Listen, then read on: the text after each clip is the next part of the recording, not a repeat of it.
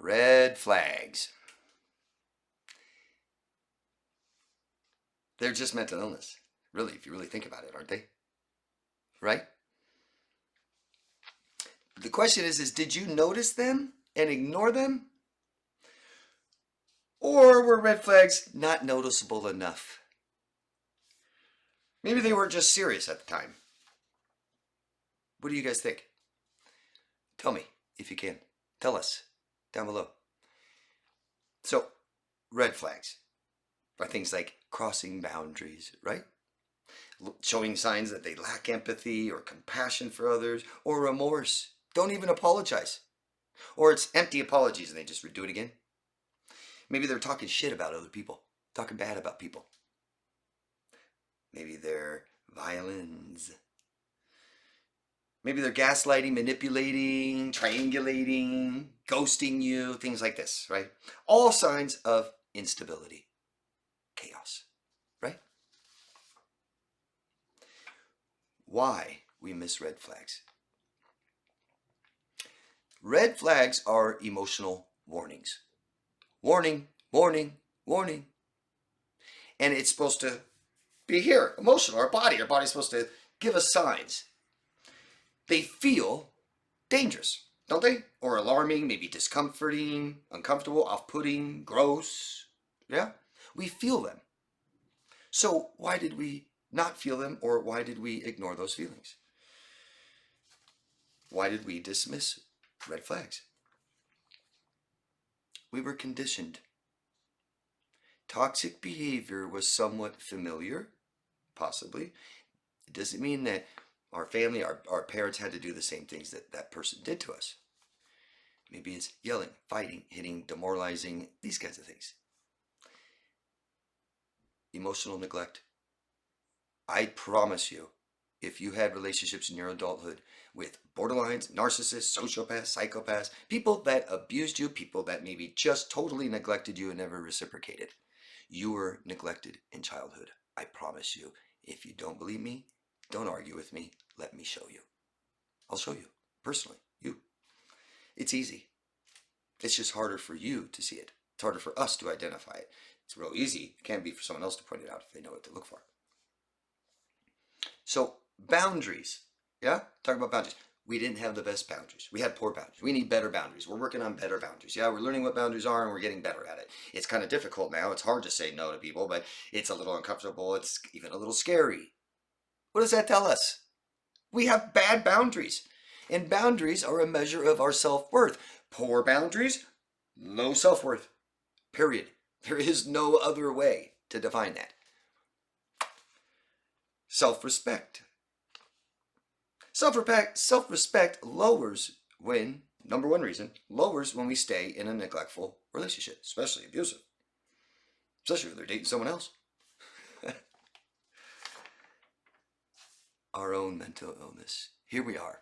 After this abusive, toxic, neglectful relationship that we were in, yeah, we have self-doubt, don't we? We have anxiety, depression, maybe CPTSD, maybe a bunch of other things.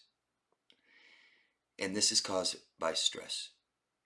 Neglectful, abusive relationships are stressful. Not having your needs met is the biggest source of our stress in lives. It is. Neglect and abuse equals stress. So why did we put up with so much stress? Do you see that? Childhood was stressful. Think about it. Try.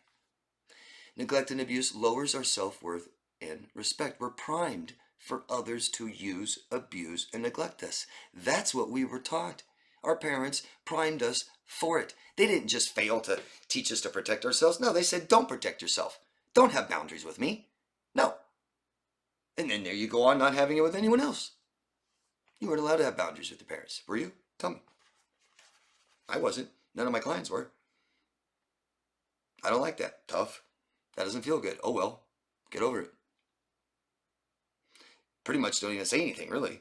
That's just the way it is. We got to put up with it. We date our own self-worth. We only let people in our lives we believe we're worthy of. Isn't that right? Think about it. Think about the people in your past that abused you, neglected you, sick, toxic. Think about how you think about them now, how you see them. What do you say about them? How do you label them? With some of the most serious mental illness there is.